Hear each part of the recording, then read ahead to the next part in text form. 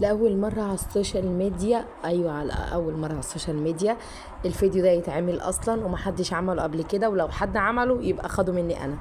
زي ما انتم شايفين دي اسمها لوليتا، واللي ما يعرفش اللوليتا يرجع كده 10 سنين ولا 15 سنة لورا هتعرفي يعني ايه لوليتا.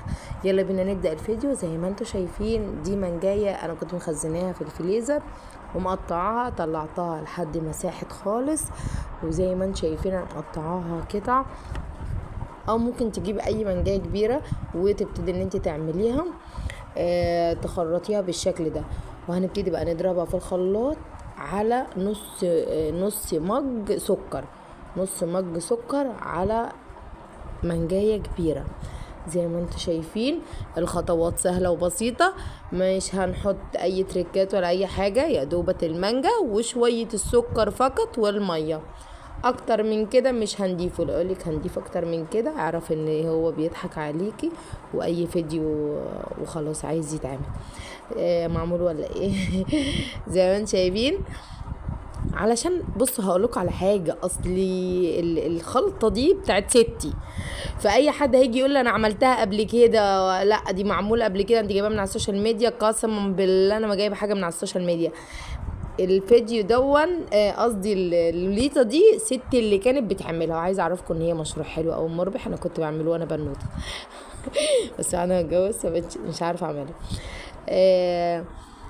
زي ما انتم شايفين انا جايبه دي اكياس، بتروحي عند الراجل اللي بيبيع الكياس والبلاستيكات والحاجات دي، بتقولي له انا عايزه اكياس لوليتا، بيديكي الكيس بالشكل ده. انا مش عارفه يعني الطول بتاعه قد ايه، بس زي ما انت شايفه هو رفنع جدا زي اللوليتا اللي انت بتجيبيها من بره من السوبر ماركت، هو نفس الطول بتاعه.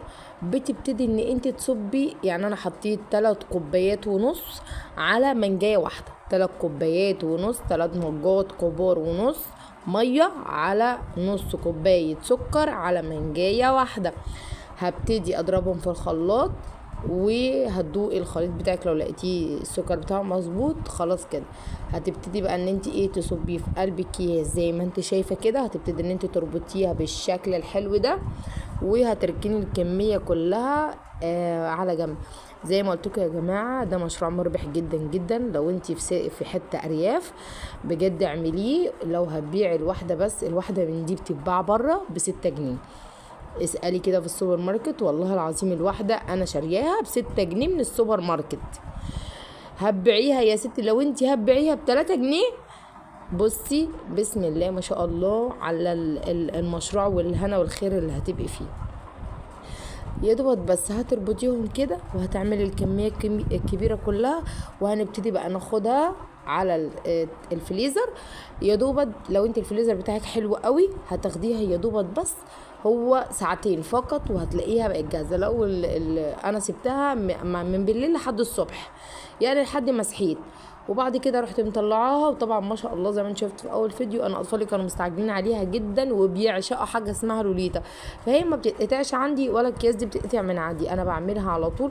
بسم الله ما شاء الله زي ما انتم شايفين دي منجايه واحده عملت لي اكتر من 15 واحده، اكتر من 15 واحده. اضربيها الواحده ب6 جنيه، شوفي الكميه انت هتعمليها.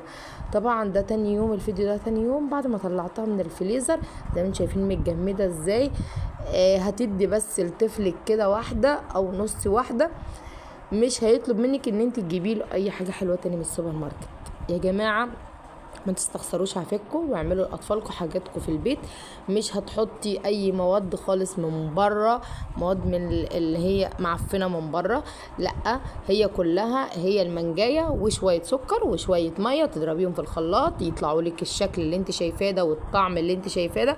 وعايزه اعرفك ان هو بيديك الطعم المانجا، يعني كانك بتاكلي مانجا كده، حاجه كده مززه، حاجة عظمة.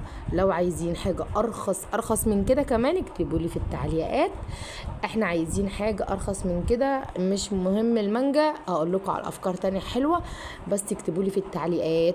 ولو انتوا شفتوا الفيديو يعني حطوا لنا لايك، اللايك اللي هو بينور ده يا جماعة ما بيكهربش والله، انتوا بس تدوسوا حطوا لنا لايك واعملوا مشاركة لاصحابكم علشان الفيديو ده يوصل لاكبر عدد. وعايزه اعرفكم وهقول لكم تاني وتالت ورابع وعاشر و100 مره ان ده مشروع مربح، ومية مية زي ما بيقولوا. بسم الله ما شاء الله، انتوا شايفين اساسا اطفالي شدوهم. ما فاضلش غير كام واحده، انا هلحق اروح اكل منهم علشان عقبال ما اقوم الصبح مش هلاقي منها. اشوفكم على خير ومع السلامه، وكنتم معايا ياسمين.